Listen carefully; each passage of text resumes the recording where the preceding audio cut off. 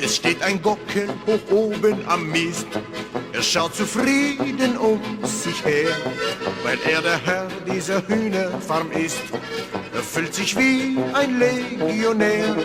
Da kommt vom Nachbarn eine Henne zum Zaun und fragt Herr Gockel, wie wär's heute Nacht? Doch was die Hühner dann sagen zu ihr, das hätte sie nie im Leben gedacht.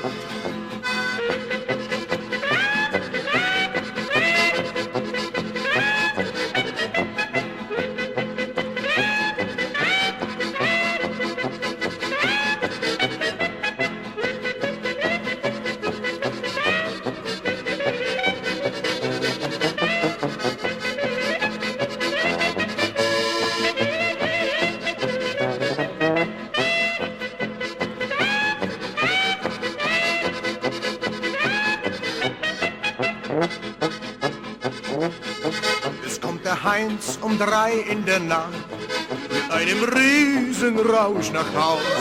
Und seine Frau, die ist immer noch wach und schaut empört zum Fenster raus. Er schleicht ganz leise durchs Zimmer zum Bett. In seiner Hand trägt er Schuhe und Hose und denkt sich heute, da ging's noch mal gut. Doch da brüllt seine zweite Hälfte schon los.